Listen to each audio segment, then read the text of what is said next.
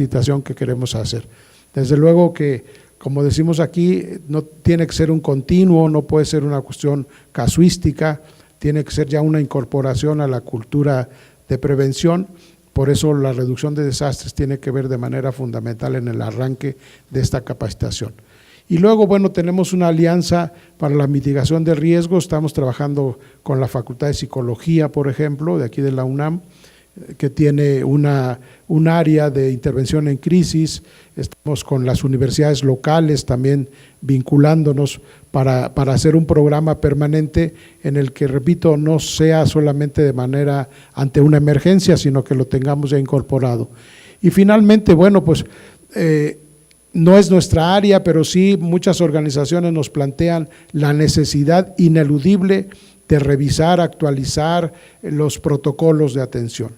No podemos seguir como este gran ejemplo que nos dieron los muchachos ahora, de salir en bola a la calle sin tener una definición previa, una organización previa, una estructura de brigadas, saber qué me toca hacer a mí ante una situación de emergencia y que podamos tener una organización que nos permita a todos actuar de manera puntual, desde luego, pero también más trascendente, más organizada, porque de repente, bueno, lo vimos, éramos demasiados para una actividad y no sabíamos mucho para dónde caminar, y si lo hacemos desde una perspectiva previa, en capacitación permanente por barrios, por colonias, por comunidades, pues tendremos un efecto mucho más expedito, más claro y con mejores efectos. Bueno, y como decía, ¿cuál es el asunto que queremos? Es sugerir en estos seminarios, en estos diplomados, la posibilidad de alinearlos a las experiencias nacionales e internacionales que nos permitan precisamente modificar o incidir en políticas públicas. Y eso significa, porque bueno, no solamente es modificar un protocolo, sino también traducirlo presupuestalmente. Una política pública sin presupuesto, pues es como aquel amor no declarado. Cuando se declara el amor hay que también traducirlo en acciones. Lo mismo sucede con una política pública desde nuestro punto de vista. Y pues sí nos preocupa, y lo digo abiertamente, la limitación que tienen instancias tan importantes como Senapred en la cuestión presupuestal. E instancias como Indesol, que también tenemos limitaciones presupuestales para hacer capacitación. Tendremos que hacer sensibles a nuestros representantes para que consideren estas como prioridades presupuestales que puedan incidir no solamente, repito, en la elaboración de propuestas de política pública, sino su actualización y su aplicación. Entonces, eso es lo que nosotros consideramos que deberíamos de tener. Y lo que les platicaba, ya hicimos una primera reunión muy amplia con organizaciones de la sociedad civil para el asunto de la reconstrucción. Desde luego que hay instancias que ya están trabajando, SEDATU, en fin, varias SEDESOL misma, en el trabajo de reconstrucción, pero la verdad es que hay muchas limitaciones. No estamos llegando a todos los lugares donde se tiene que llegar. Hay pequeñas comunidades donde la ayuda no ha llegado todavía, donde la reconstrucción suena como una cuestión pues casi imposible, y por eso estamos trabajando con las organizaciones de la sociedad civil para que fortalezcamos ese trabajo. En los próximos días estaremos convocando a la segunda reunión. Ya tuvimos con fundaciones, ya tuvimos con empresas, ya tuvimos con instituciones públicas y educativas, como la UNAM, por ejemplo, donde estamos también en este momento de emergencia viendo otras alternativas que se aproveche para el desarrollo comunitario de una manera distinta.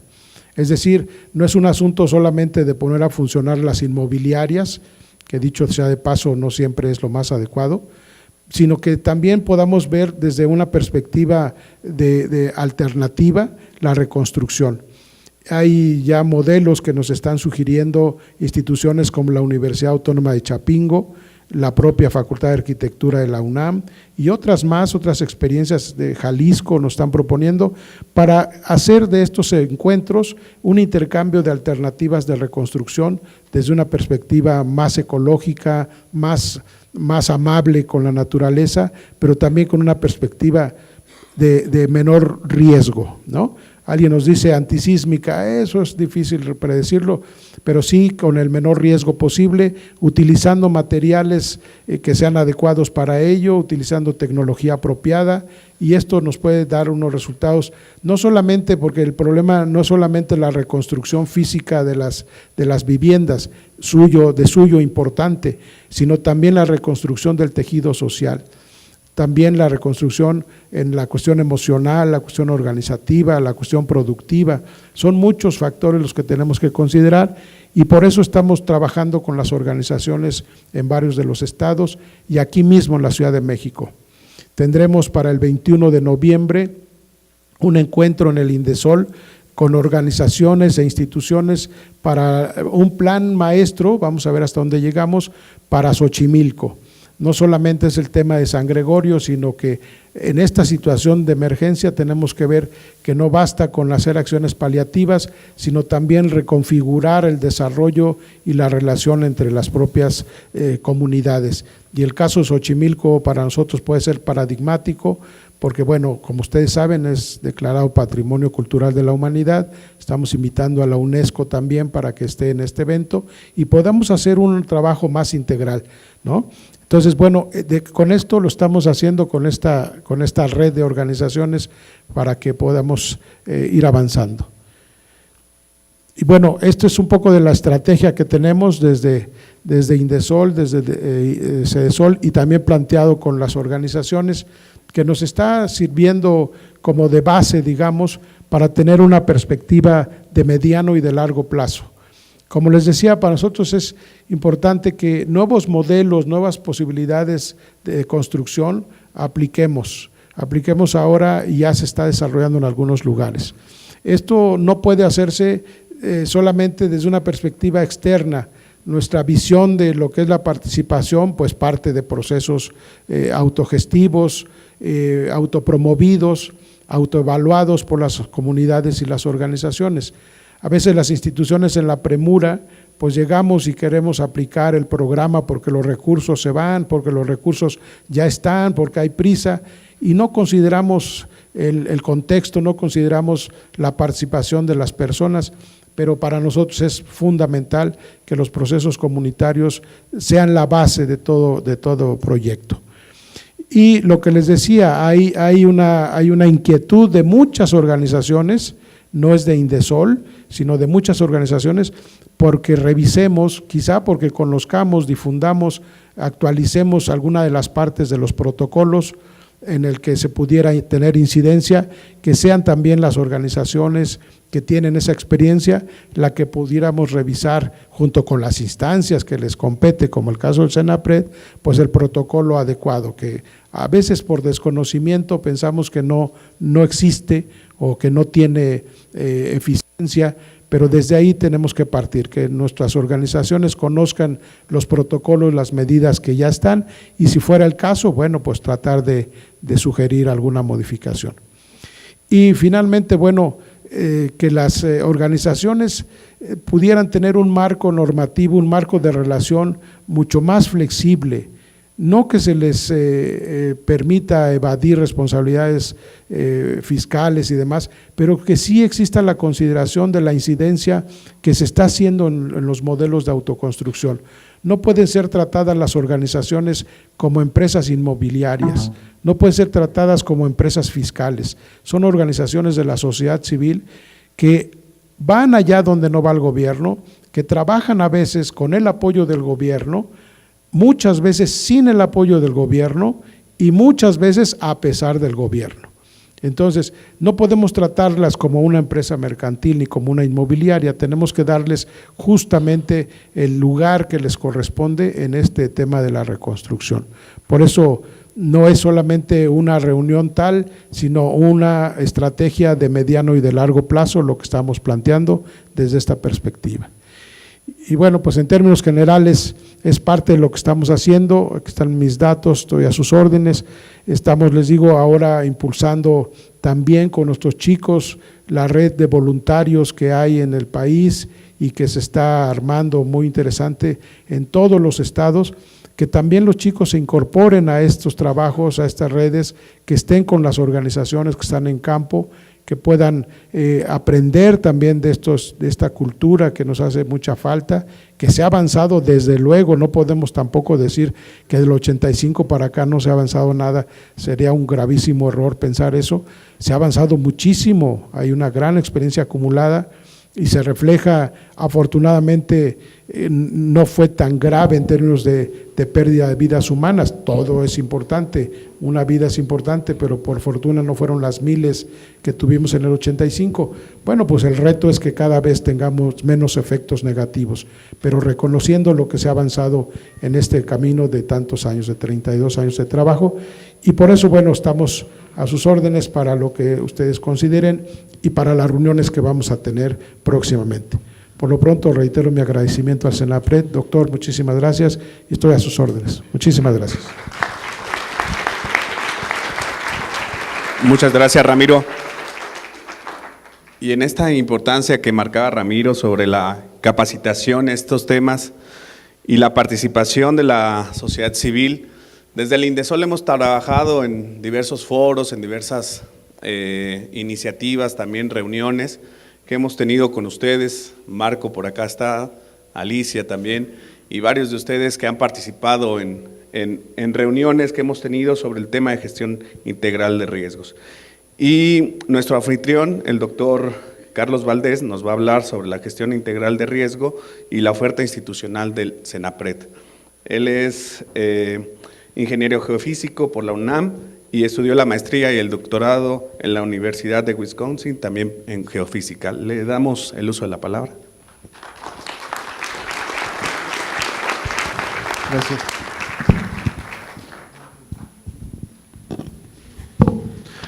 De nuevo, buenos días, gracias por estar aquí. Creo que es muy importante el reflexionar sobre lo que ha pasado en estos 19 de septiembre. Cuando uno hablaba con los jóvenes, el hablar de los sismos era un tabú, ¿no? Decían, otra vez van a empezar a hablar de los sismos, no entendían qué es lo que se vivió en 1985. Es muy difícil explicar un suceso en donde hubo una afectación masiva y en donde hubo uno de los aspectos muy importantes de la sociedad, como ya se comentó, la parte de la solidaridad. Y primero, con el 7 de septiembre empieza a quedar claro para los que viven aquí en la Ciudad de México qué era lo que era sentir un gran sismo, aunque ya se habían tenido en el 2014 el sismo de magnitud 7.2 cerca de Petatlán, en el 2012 el sismo de Ometepec, Pinotepa Nacional, que habían sido sentidos, y finalmente el 19 de septiembre queda muy claro, ¿no?, lo que es sacudir la conciencia de un país, y surge algo muy particular, ¿no?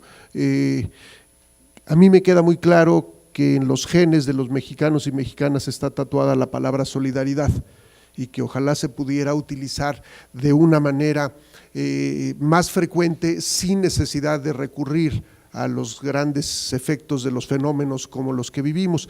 Yo quisiera empezar este seminario con la parte en qué es lo que hace esta institución, ¿no? Y lo primero había que definir qué es un desastre. Si somos un centro nacional para la prevención de desastres, lo que tenemos que definir es un desastre, y creo que esta gráfica del sismo de Japón de 2011, de marzo de 2011, nos deja muy claro, ¿no? Aquí podemos ver unas personas en un contenedor tratando de salir, y el desastre es un evento súbito que de inmediato provoca daños materiales y pérdidas de vidas humanos y que no permite a la misma sociedad recuperar por ellos mismos la cotidianidad, la parte cotidiana, ya ven. Esta es una de las muchas definiciones, es la interrupción brusca de la vida cotidiana generadora de pérdida de vidas humanas, materiales y ambientales generalizadas que supera la competencia de la comunidad afectada para sobreponerse exclusivamente a través de sus propios medios. ¿Y qué es a lo que queremos llegar? No podemos detener estos fenómenos de origen natural, pero lo que sí podemos hacer es reducir y mitigar el efecto de ellos. ¿A qué queremos llegar? A cero víctimas y pocos daños materiales. Y la respuesta es: se puede lograr, y Claro que sí, lo que necesitamos nosotros es entender cómo está esta parte. Aquí nada más quisiéramos colocar en dónde está involucrado el Centro Nacional de Prevención de Desastres, empezando desde la Presidencia, de la Secretaría de Gobernación, de la Coordinación Nacional de Protección Civil. Nosotros estamos a la par de las direcciones generales, la DGVIM, que es la Dirección General de Vinculación, Innovación y Normatividad. En materia de protección civil, la Dirección General para la Gestión de Riesgos, la DGGR, la Dirección General de Protección Civil, y nosotros como un centro técnico. Y de ahí nosotros transmitimos información y acompañamiento a las partes de los sistemas, tanto los estatales como los municipales. Y de esta parte, al llegar a este tercer orden de gobierno, son los más cercanos a la sociedad, a la población. Entonces, para nosotros, lo decimos de buena forma, nuestros mejores clientes deben de ser los sistemas municipales de protección civil. ¿Y en qué aspecto? Entendiendo a qué nos estamos enfrentando. La ley establece una serie de fenómenos que debemos nosotros de estudiar y entender. Aquí están los listados: tsunamis, sismos, erupciones volcánicas, inestabilidad de laderas, flujos, caídos, derrumbes, hundimientos, subsidencia, agrietamientos, y en la parte de los hidrometeorológicos, ciclones tropicales, lluvias extremas, inundaciones pluviales, fluviales, costeras, lacustres, tormentas de nieve, granizo, polvo, tormentas eléctricas, heladas, sequías, ondas gélidas, cálidas, y la parte de tornados. Y también los fenómenos antrópicos, en donde interviene la mano del ser humano, en donde estarían incendios de todo tipo, explosiones, fugas, radiaciones, acción patógena de agentes biológicos, epidemias, contaminación, errores humanos en acciones premeditadas en grandes concentraciones. Entonces, si se fijan, la ley nos impone una serie de acciones y de fenómenos que tenemos que entender. ¿Y cómo utilizamos nosotros la parte, ¿no? La parte importante sería el entender estos fenómenos. Esto es lo que pasa en septiembre, ¿no? Tenemos un huracán Harvey, Katia, tenemos a Max, a Pilar, a Lidia, y por si fuera poco, literalmente todo el abecedario, tenemos 2 eventos sísmicos de magnitud 8.2 del 7 de septiembre y el 19 de septiembre. Esto tan solo acumulado en un solo mes. Ya con los fenómenos hidrometeorológicos era suficiente el entender lo que estaba pasando en el país, y aún así todavía se sumaron los efectos de los eventos sísmicos. Entonces, lo primero que tenemos que entender es que el país es un lugar complejo, en donde es un país sísmicamente activo, es un país volcánicamente activo y por supuesto hidrometeorológicamente activo, y sumada una población de más de 124 millones de habitantes, pues a lo que estamos expuestos es una cantidad de efectos importantes. Una de las herramientas primordiales es la parte del atlas. Si podemos bajar un poco las luces para que se vea más claro, en donde aquí tenemos nosotros un video en donde nos muestra la acción del huracán Odile en su paso por Baja California, y podemos mapear nosotros escenarios. Aquí está el número de habitantes separados por hombres, mujeres, menores de 12 años, mayores de 60 años, el número de viviendas, el número de centros de salud, de escuelas, de bancos, que nos permiten llevar a cabo análisis de a qué nos podemos enfrentar. Lo que no queremos tener nosotros es que pasen primero estos fenómenos y que después nosotros comencemos a tomar decisiones ya con base a lo que afectaron, sino a través de haciendo estos escenarios para sismos, para fenómenos hidrometeorológicos, como pueden ser también inundaciones, no solo la parte de los eventos, podamos evaluar. Otro de los aplicativos permite revisar en la parte de los es un aplicativo que inclusive se puede ver en un teléfono celular, y podemos observar los 2.446 municipios y tener un índice muy sencillo en 3 colores, amarillo, verde o rojo, sobre el peligro al que están expuestos. Y nos da de nuevo la indicación, están los 2.446 municipios, y nos da de nuevo los expuestos, si han habido, por ejemplo, declaratorias de emergencia en ese lugar, declaratorias de desastre, y todo esto nos permite a nosotros transferir este conocimiento a los tomadores de decisiones, a los titulares de protección civil, a los titulares de los mismos municipios, y también a la gente. El conocer a qué están expuestos debe de ser una de las herramientas con las que ellos cuentan. En esta gráfica de los impactos económicos, lo que vemos nosotros, sin incluir lo que ha pasado en este año, vemos una reducción de los gastos. Aquí podemos ver, por ejemplo, el sismo de Mexicali había sido uno de los elementos importantes, la presencia de Ingrid y Manuel, después de Odil, después de Patricia y después de Earl, y había una tendencia a bajar. Claro, en el año actual llevamos nosotros cerca de 48,000 millones de pesos otra vez gastados, que subiría la barra más o menos a este nivel en nada más la atención de la emergencia de lo que tiene que ver con los mismos sismos. Entonces, lo que viene gastando el país, la parte de la prevención también tiene que ver con ahorrar dinero. Es una manera de tener que evitar estos gastos importantes como lo que ocurrió en el 2010 o con Ingrid y Manuel, en donde fueron 22 estados de la República los que estaban bajo condiciones de emergencia. La parte de los sistemas de alerta temprana, aquí la mentalidad nos lleva de inmediato a pensar, por ejemplo, en el sistema de la alerta sísmica, pero un sistema de alerta temprana es un sistema más complejo, en el que primero necesitamos conocer a qué estamos expuestos, cuál es el riesgo al que estamos expuestos, ya sea por un volcán, deslizamiento de laderas, incendios, inundaciones, y después cómo medir ese fenómeno, la frecuencia, la intensidad de estos eventos a través de sistemas de medición y monitoreo, y después cómo difundir una alerta, el poder difundir la información clara y precisa que active la respuesta de la persona y tener sobre todo los planes de respuesta. Si nosotros no sabemos a qué nos enfrentamos, si nadie nos avisa y a pesar de escuchar algún alertamiento tampoco sabemos qué hacer, pues alguno de estos, con que falle alguno de estos elementos no podremos trabajar de manera adecuada. Ahí podemos involucrar la parte de la alerta sísmica, es conocer el fenómeno sísmico, la transmisión de la información, cómo se difunde esta información. Ahora nos han dicho que en la Ciudad de México podemos bajar la aplicación que tiene que ver con la alerta sísmica. ¿Alguno de ustedes la tiene ya en su dispositivo? Claro, habría que probarla, porque una de las cosas que sabemos es que la aplicación ya está, pero la transmisión de esa información depende de con quién estamos nosotros conectados, si es con Telcel, si es con Telmex, el problema es que para probarla necesitamos que pase un temblor y no queremos que pase un temblor para tener que hacer la prueba, pero lo importante no sería si la escuchamos o no la escuchamos, lo importante aquí sería la última parte, los planes de respuesta. ¿Sabríamos nosotros qué hacer? Ya dimos las indicaciones de qué hacer en caso de que nos tome un sismo en este lugar. Alguno de ustedes, por ejemplo, nos podría decir en qué sección está. ¿Se acuerda del cuadrito que decía 4 secciones, en cuál quedó? ¿Ya ven cómo hay que acordarnos? Hay que acordarnos de en qué lugar estaba. Si los que están por allá, si me pueden, Eduardo, si me puede apagar las luces, por favor. Uno de los, claro, nos va a quedar el proyector, pero otro de los elementos importantes, todas las luces, es el saber qué hacer. Supongamos que no está la pantalla, uno de los elementos que se va de inmediato es la energía eléctrica.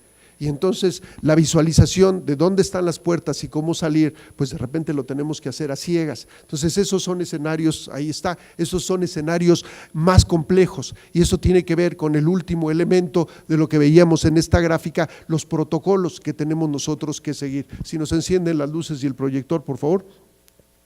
Entonces va más allá, el sistema es mucho más complejo que solo el escuchar el alertamiento sísmico. Entonces es una parte, los 4 componentes, y nada más vamos a mencionar algunos de los elementos. Las erupciones volcánicas, no solo el Popocatépetl es un volcán activo, tenemos potencialmente cerca de 40 volcanes que podrían entrar en actividad. Tenemos, por ejemplo, uno que lo hace más particular, el Paricutín, en 1943, no es un volcán que entra en actividad, es un volcán que surge en el terreno de cultivo de un señor que se llamaba Dionisio Pulido, ¿no? Tenía su terreno y le crece un volcán, no ha de haber estado muy contento, yo estoy seguro que muchos vulcanólogos estarían muy contentos del nacimiento de un volcán, pero esto lo caracteriza. Si ustedes no han visitado este lugar, es sorprendente, cuando uno va al lugar lo que se encuentran son extranjeros, gente que viene de otros lados del mundo a ver el lugar en donde nació un volcán que tiene realmente desde 1943, y tenemos estratovolcanes como lo son el Popocatépetl o el volcán de Colima. Si vieron el día de antier, tuvimos una cantidad importante de explosiones en el volcán Popocatépetl, y tenemos una de las funciones aquí es sí llevar el seguimiento, el diagnóstico de la actividad, metodologías y qué hacer con toda esa información. A la gente no le interesa saber si hay o no explosiones o si tenemos o no un domo, el domo número 77 alojado en el interior del cráter. Lo que quieren ellos saber y lo que preguntan frecuentemente es que si la lava va a llegar hasta sus lugares. La primera respuesta es no, la lava no va a llegar. Este volcán genera una lava muy viscosa que tiene que descender por las laderas, pero le hace honor a su nombre, emite una cantidad de ceniza que es muy importante, y estamos entrando a la parte en donde los vientos giran y se van en dirección hacia el oriente. En esta dirección, a partir de noviembre y hasta abril, los vientos empujarán las cenizas que emite el volcán en dirección hacia el estado de Puebla, y nosotros estaremos nada más con la posibilidad de observar estos fenómenos. La parte de la información se vuelve ahora muy crítica y muy importante. Nosotros tuiteamos, por ejemplo, esta información, los reportes diarios que están resumidos en, bueno, ya subimos de los caracteres de 140, ahora nos estamos yendo a 280, en donde podemos subir, pero no solo los tweets ahora manejan el texto, sino puede uno subir videos y puede uno subir fotografías como la que tenemos ahora, en donde nos indica, parece que el 16 de octubre, exhalaciones 162, explosiones 1, volcanotectónicos 2 y tremor 180 minutos, pero a la gente la imagen le da más información.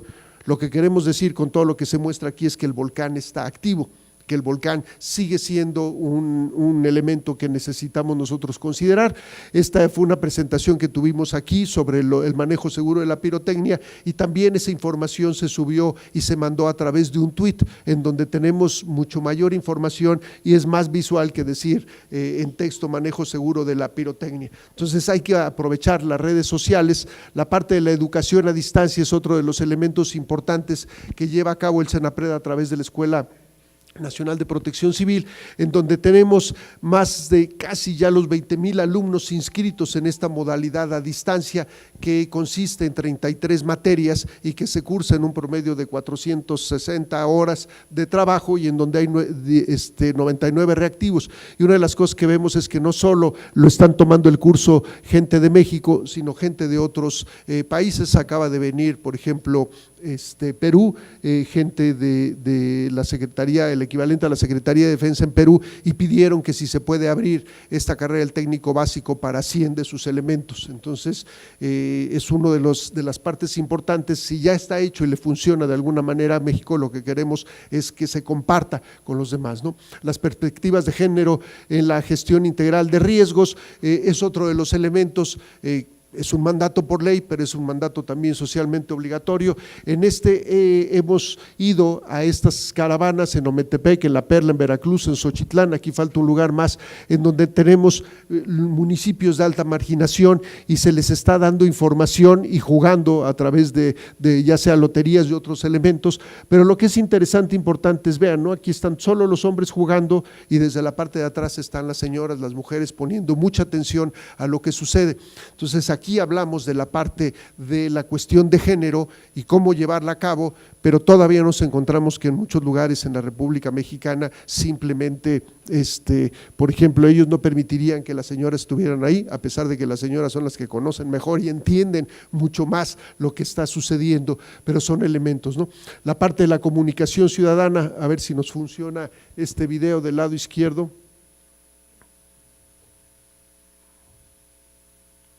El cómo comunicar. Todos los días en nuestro país se registran muchos sismos pequeños, pero también pueden ocurrir sismos grandes.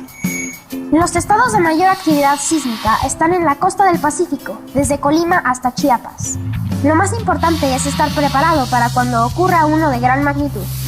Antes de un sismo, prepara con tu familia un plan familiar que incluya identificación de riesgos, rutas de evacuación, víveres enlatados, botiquín de primeros auxilios, teléfonos de emergencia y señalen un punto de reunión entre todos los miembros de la familia. Súmate a la prevención ante sismos. Prevenir es vivir. Secretaría de Gobernación. Estos pequeños Gobierno de la videos en donde República. estamos utilizando a jóvenes adolescentes para que nos den la información, los podemos también subir adelante, los podemos subir también a las páginas, a los tweets. Y este es importante. Este está en MEPA, en Tlapaneco, de la parte de Guerrero.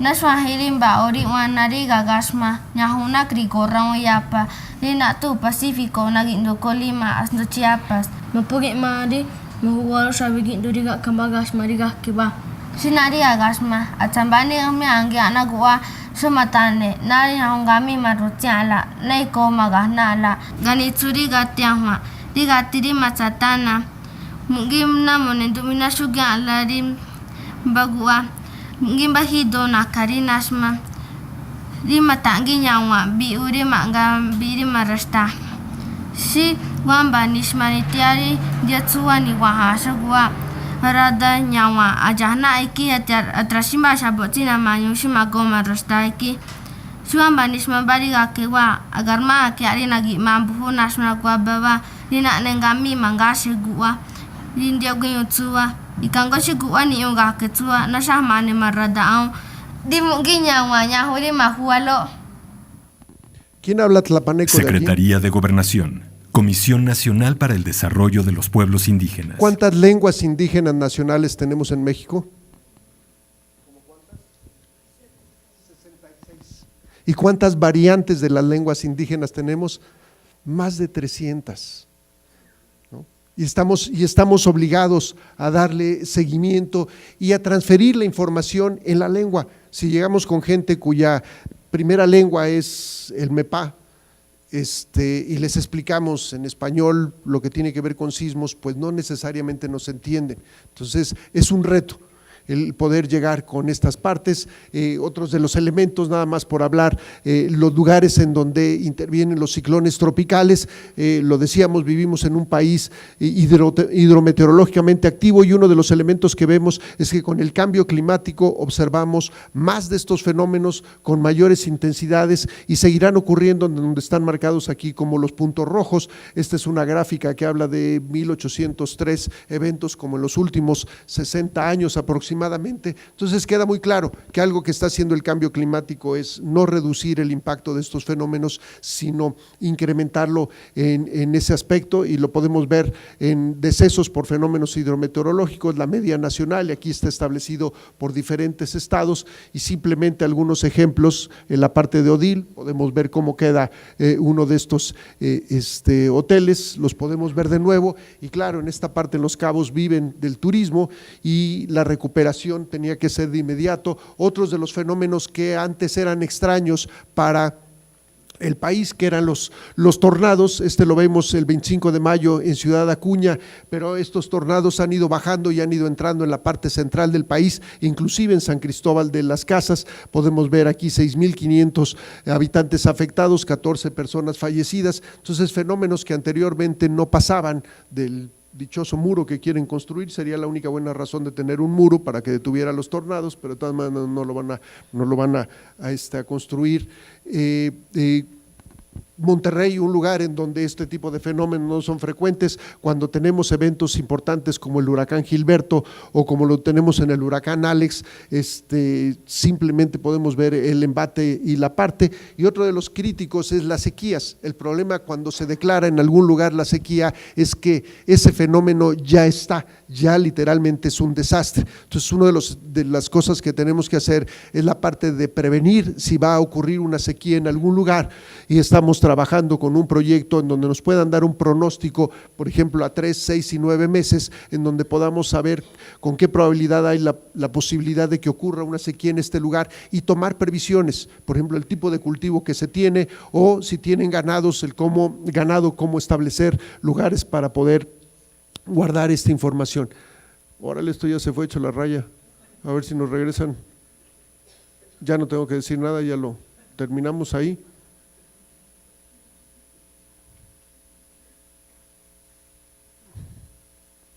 La parte de los sismos, ya lo dijimos, simplemente lo ratificamos, es un país sísmicamente activo. En el 2016 hubo 15.460 sismos, en lo que vaya de este año ya se rebasaron los 20.000 sismos, lo cual implica una tasa de 60 sismos al día, y claro, son algunos pocos los que sentimos. Las barras rojas representan el número de millones de habitantes que estamos ubicados sobre la parte que tiene que ver con la actividad sísmica importante. Y simplemente algunos recuentos del 85, si lo podemos ver, ya había lo que consideramos nosotros el abuso del suelo, algunos ejemplos de deficiencias constructivas o de zonas también marginadas en donde estos daños eran mucho más claros y frecuentes. Esta fotografía ya es del sismo en la zona de Juchitán, en donde podemos ver las técnicas constructivas, muros muy gruesos en donde con techos todavía de teja y de madera. En lo que no tienen son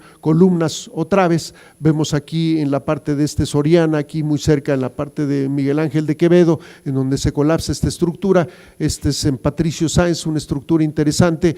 Estos edificios estaban construidos antes de los 60, eran 4 edificios a la par, y todos ellos compartían que la parte de abajo eran completamente estacionamientos, y ahí podemos ver la característica. Se colapsa completamente este edificio. Regresamos a la fotografía, vean en dónde termina este balcón, hay el colapsamiento completo y lastima al edificio que está al lado. Podemos observar la separación del edificio. Otra vez ya se nos fue aquí el control de la…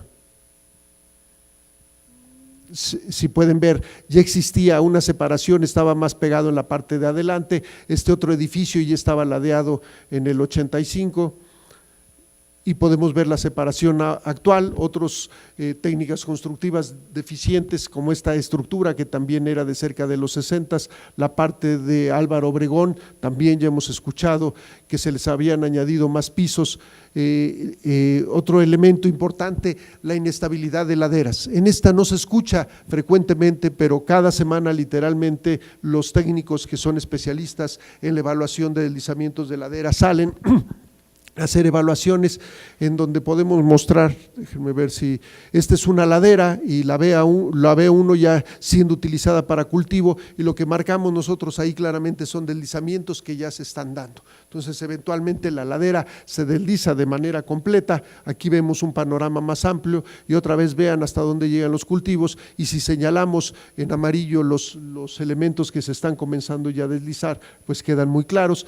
En otras inestabilidades de ladera, vean dónde está esta construcción pegada a la parte de la ladera, aquí en Tijuana, en donde estos hundimientos ya están, las partes de la Ciudad de México en donde podemos ver los deslizamientos a pie pegados a los pies de las construcciones. Santa Fe, ya hasta se nos olvidó la parte de Santa Fe, se acuerdan que todo esto estaba en las noticias para que vean cómo vamos cambiando de evento a evento.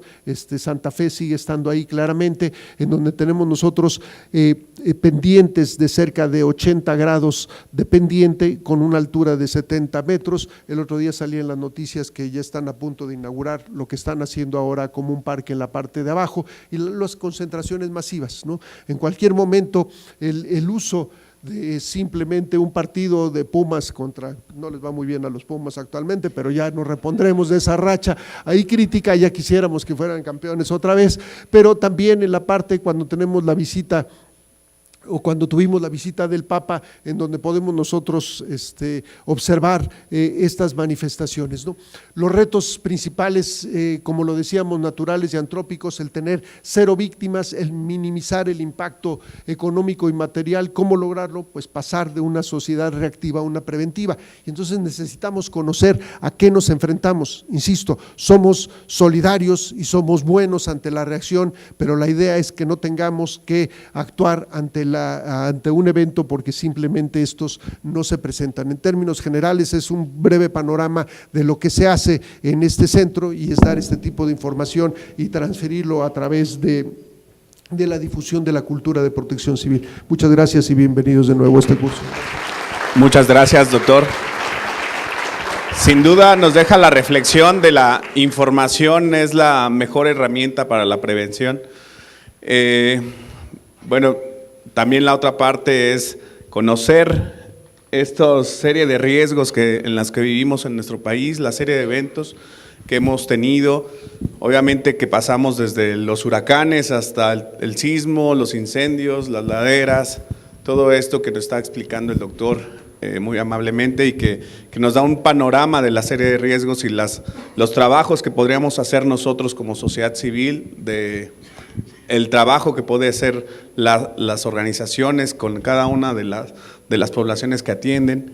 Y bueno, para esto también en esta segunda parte de esta mesa es la participación de ustedes. Si consideran pertinente, serían 3 preguntas y les daríamos el uso de la palabra a ustedes. Porque a una, iniciamos en esta. Hola, habla Cecilia Castro del Centro de Investigación y Estudios para el Desarrollo y la Igualdad Social. Y mi pregunta es, ahora que en la Ciudad de México se tienen nuevos epicentros en Coyoacán, en el Ajusco, ¿cómo están considerando estos elementos? Porque pues nuestra vulnerabilidad está cambiando también. Sí, vale la pena aprender también un poco de la historia. Después de los sismos del 85, se incrementó la actividad sísmica dentro de la cuenca de la Ciudad de México. O sea, vivimos en zonas en donde hay una serie de fallas debajo de la zona en donde estamos, y estos grandes sismos de alguna manera reactivan la sismicidad. En el caso presente, después del sismo del 7 de septiembre, un sismo con ondas superficiales muy particulares y de larga duración, aunque no fue tan fuertemente sentido aquí en la zona metropolitana como el del 19 de septiembre, a los 2 días, por ejemplo, ocurrió el sismo de Tlalpan, ¿no? Un sismo de magnitud 2.6 y que genera mucha de esta preocupación. A los 5 días ya se habían registrado alrededor de 10 epicentros más dentro de la zona metropolitana. Entonces, otra vez, necesitamos conocer el entorno en el que vivimos. La sismicidad dentro de la Ciudad de México no es extraña, no es rara, tiene efectos muy diferentes. Este sismo de Tlalpan, el lugar en donde yo vivo estaba a menos de 1 kilómetro del epicentro. De los 3 sismos, yo creo que del que de primera impresión me dio mucho mayor preocupación y más susto fue ese, porque el movimiento del edificio, yo vivo en un piso 16, uno no debería retar a la naturaleza, pero ya ven cómo está esto, yo pensé que el edificio había quedado dañado del sismo del 7 de septiembre, pero la duración del sismo de no más de 4 segundos fue lo que me permitió, después de que pasó eso y después de calmar ahí a mi familia, el saber que se trataba de un sismo realmente muy local. Entonces nos enfrentamos a todo ese tipo de actividad. Ya no queremos ni siquiera invocar a ninguno de los fenómenos que pueden ocurrir, pero estamos nosotros aquí parados. Ciudad Universitaria está parada sobre el flujo de lava ¿de qué volcán? ¿Dónde hay un vulcanólogo por aquí? Del Xitle. ¿Y cuándo fue esa erupción? Menos de 2000 años, como 1800, 1600 años.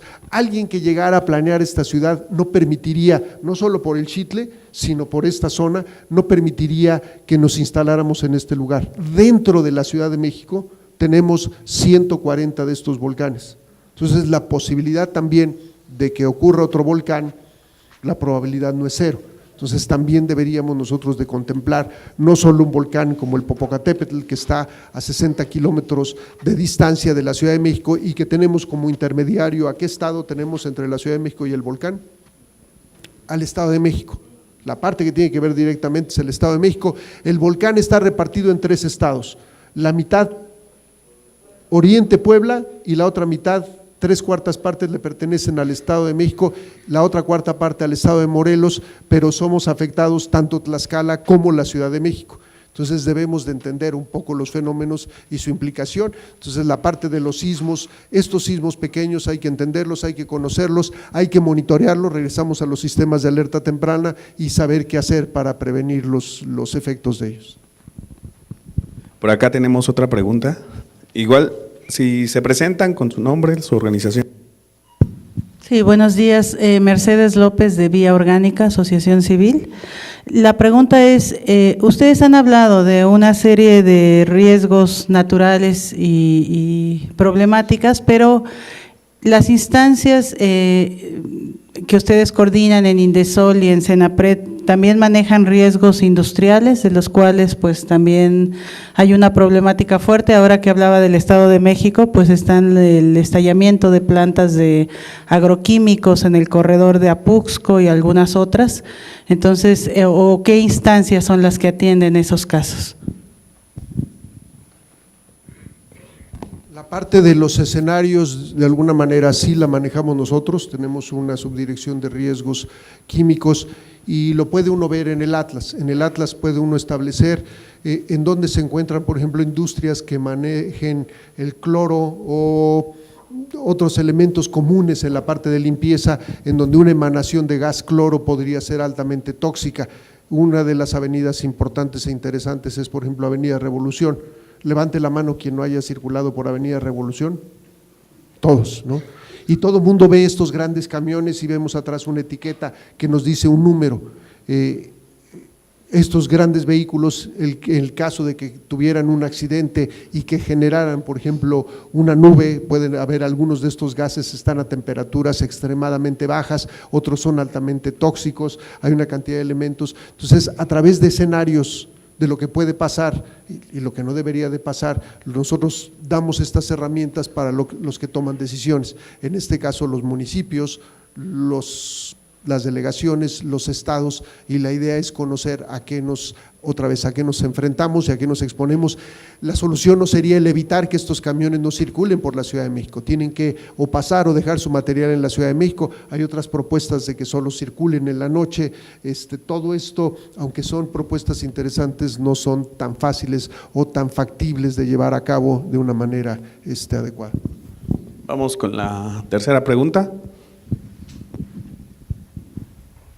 Gracias, buenos días. Rodrigo López, del municipio de Tanlajas, San Luis Potosí. Yo lo que he notado después del ejercicio en otros municipios como director de Protección Civil también, es que en ocasiones llega muy difícilmente a la capacitación. O sea, en el Estado de México, cuando fui director del municipio de Chicoloapan, era optativo que el personal fuera a capacitarse. De ahí que, bueno, pues los alcaldes en ocasiones no tienen tanto interés en algo que no les deja en ese momento, o bien capital político o bien capital económico.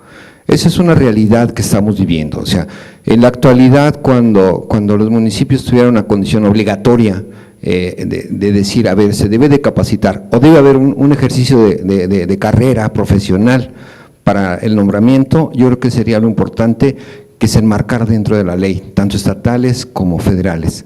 ¿Qué tanto el Centro Nacional de Prevención de Desastres puede ejercer una coacción para que realmente se preparen los funcionarios públicos municipales?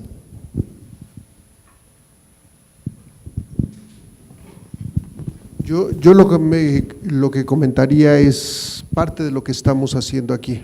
Cuando la sociedad se involucra y cuando la sociedad demanda que la gente que está a cargo de estas instituciones esté capacitada, lograremos un paso hacia adelante, ¿no? Si nos damos cuenta, yo les pongo otro ejemplo, si yo llego a un lugar en donde me dicen que hay un médico y le pregunto que si me dice cuáles fueron sus calificaciones, en dónde estudió, y me dice que sacó 6 y fue en una universidad Patito, y hay otro médico que haya sacado 9.5 de promedio y que fue, por ejemplo, a la UNAM, ¿quién quisieran que los atendiera?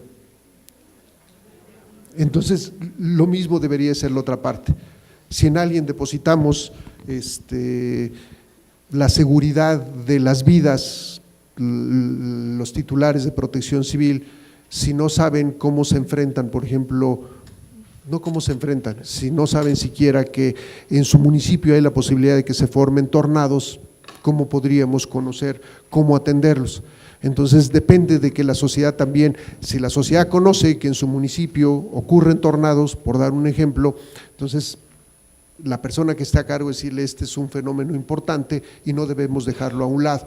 Entonces creo que lo que se está llevando a cabo aquí es el que al conocer la gente a qué estamos expuestos, nosotros mismos demandemos que quien está a cargo reciban la capacitación, accedan, lo que estamos haciendo aquí otra vez, todos los cursos que nos comentaron por parte del Indisol.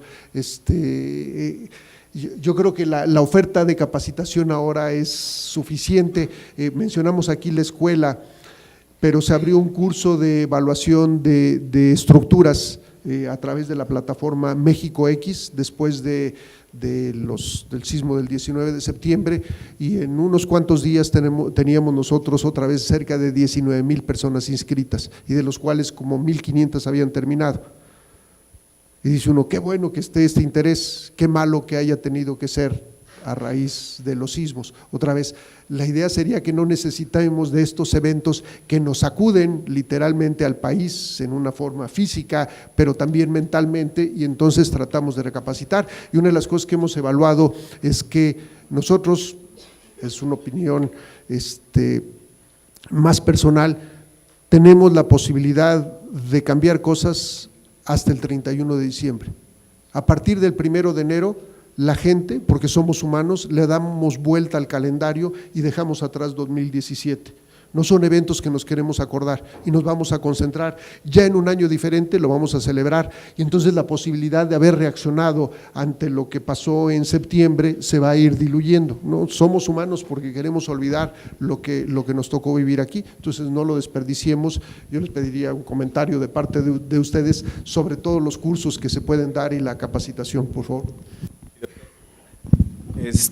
Ramiro, sí. Muchas gracias. Pues brevemente, la verdad es que tenemos esos dos modelos, el bajo demanda, si las organizaciones y los municipios nos solicitan, pues les decía que presumimos lo que no hacemos, pero sí vinculamos. Entonces, si en un municipio que lo estamos haciendo hay una demanda específica, si no lo puede atender el Indesol, busca qué organización o qué instancia nacional o internacional y armamos el curso presencial. Eso se puede hacer bajo demanda.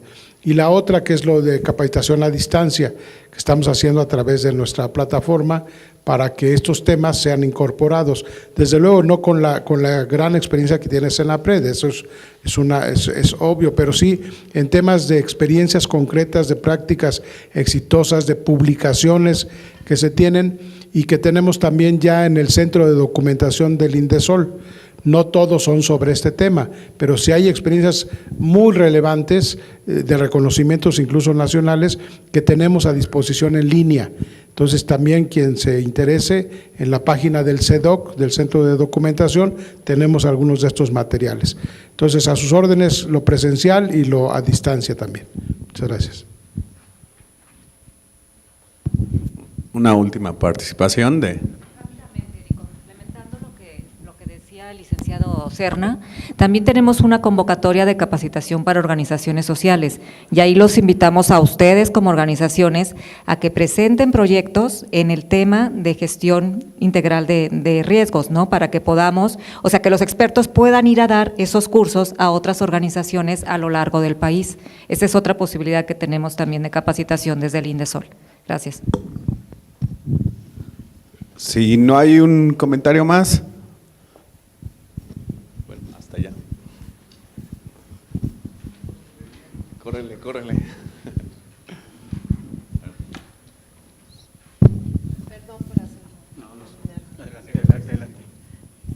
Muchas gracias. Yo creo que es interesante. Soy Elvia Mondragón, formo parte de una asociación civil también de capacitación, investigación tecnológica en energía y sustentabilidad, pero además soy profesora del Instituto Politécnico Nacional.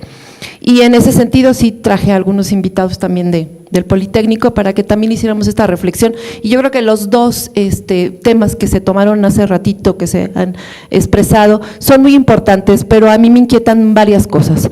Una, hay un presupuesto dedicado a este tipo de situaciones, hay un fenómeno natural que se da y hay un tiempo que se nos fue de 85 a 2017. Y de pronto lo fuimos olvidando al grado extremo que 2 horas antes nuestros chicos estaban bromeando, jugando de que ya no, de que estábamos simulando algo que no era, ¿sí? Y luego 2 horas posteriores resulta el fenómeno y todos tienen una reacción importante. Y los adultos mayores que estuvimos ahora, somos adultos mayores, antes fuimos igual que jóvenes que ellos y también salimos a hacer lo mismo. Solo que las circunstancias eran muy distintas, el derrumbe era tal que era imposible ayudar por todos lados, era cada vez más complejo y fueron más de muchos años de ir rescatando y limpiando cosas que además muchas murieron, ¿no? Y ahora viene algo que por tiempo es impresionante, pero es tecnología, y ahí es donde va la orientación. La tecnología, la falta de tecnología de algunos lugares, que aquí en la Ciudad de México tenemos mucha información, tenemos muchos elementos, pero en provincia no. Hay lugares en donde no hay nada, en donde se cayeron las cosas y como dijeron también por ahí las dos ponentes, no había nada y hay nadie que ha llegado a ayudar. Y a estas alturas estamos hablando de un mes después, 2 meses después, 3 meses después y tampoco hay nada.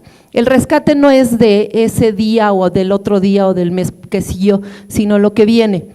Y en el terreno de la tecnología, vayamos que sí es cierto, las redes sociales y todo nos ayudan mucho, pero ¿dónde estamos vinculados? La universidad, el Politécnico, las otras universidades, ¿cómo preveemos antes y nos dé tiempo de salir para que no nos vuelva a pasar lo mismo? Es cierto, habrá estructuras que los inmobiliarios estén desarrollando, sí, pero esto es un trabajo de todos y de cada uno y de un granito y que no nos olvidemos, si no pudimos ayudar ese día porque nos apanicamos y no quisimos salir, bueno, ahora todavía hay mucho que hacer para rescatar. Yo creo que esta iniciativa que empezó el 11 de noviembre, creo que es parte de esto, pero tenemos que hermanarnos y olvidarnos de posiciones políticas que está pasando en los estados, porque hemos llegado a ayudar, hemos llegado a trabajar y los mismos presidentes municipales o de algún partido político o de algún grupo no deja llevar las cosas para mejorar las condiciones. Entonces estamos ante un momento en donde además la política, porque el año que viene es un año electoral, tenemos graves problemas, pero la sociedad tiene que reaccionar en otros esquemas, ¿no? Yo creo que tenemos que ser muy conscientes y aquí sí la idea, ¿cómo hacemos una red tecnológica mucho más expedita para que podamos realmente estar alertas en el momento correspondiente? Los jóvenes son muy hábiles, bueno, ahora aprovechemos esas habilidades, pero pues también requerimos presupuestos y acciones, y Sedesol o Indesol no tiene muchos recursos para eso, ¿sí? Entonces sí tenemos que reaccionar y checar que esa Cámara de Diputados también cuando genere un presupuesto, por favor, sea más realista y deje de hacer tanta grilla y realmente trabajar.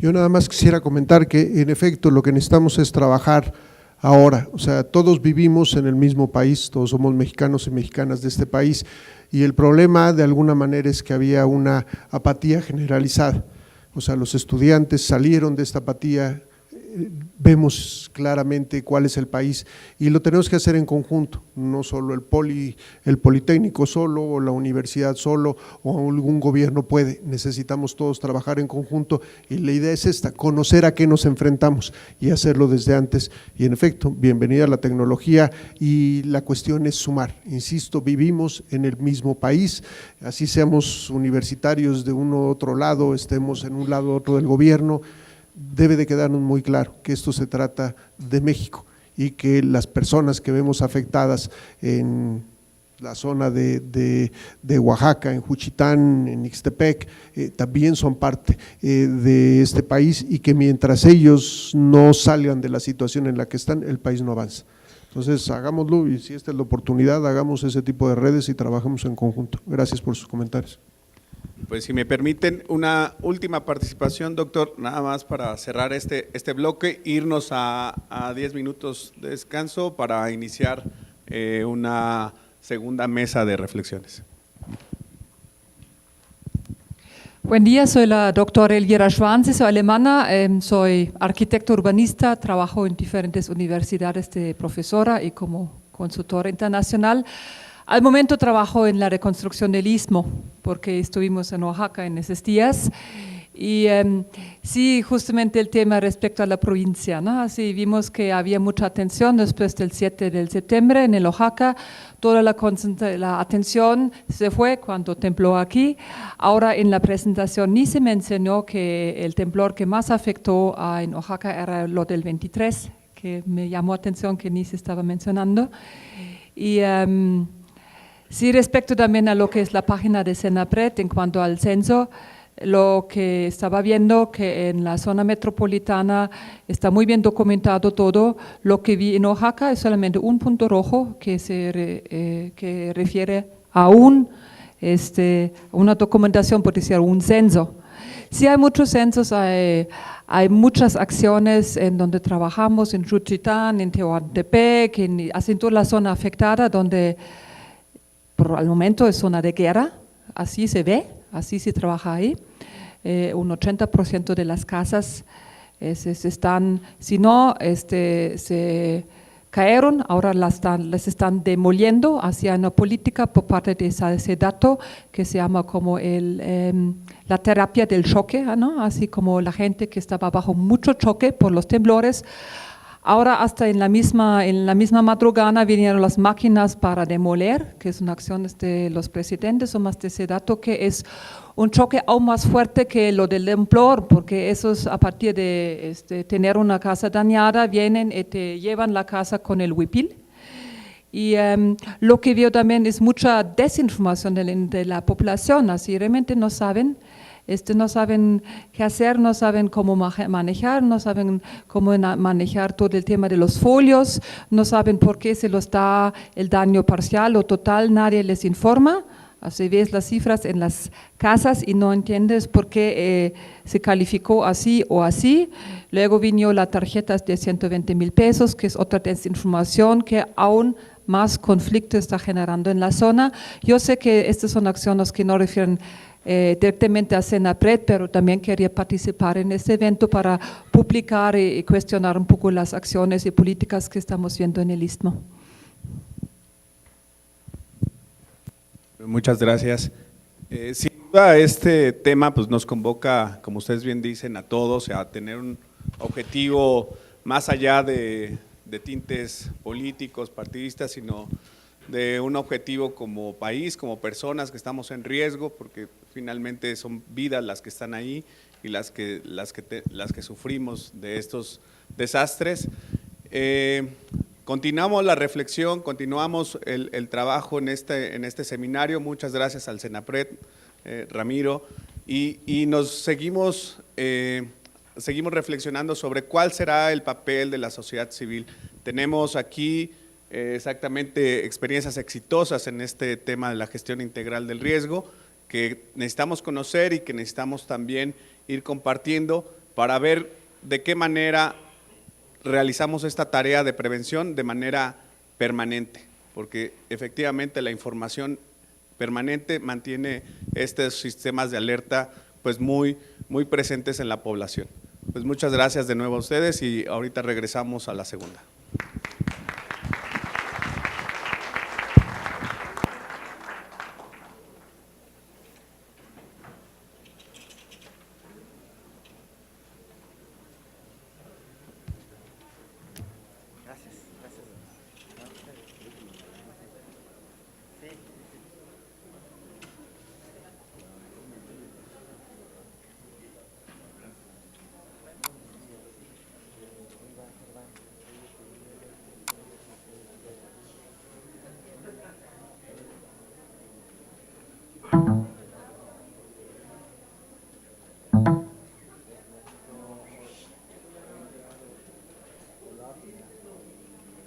Oliver.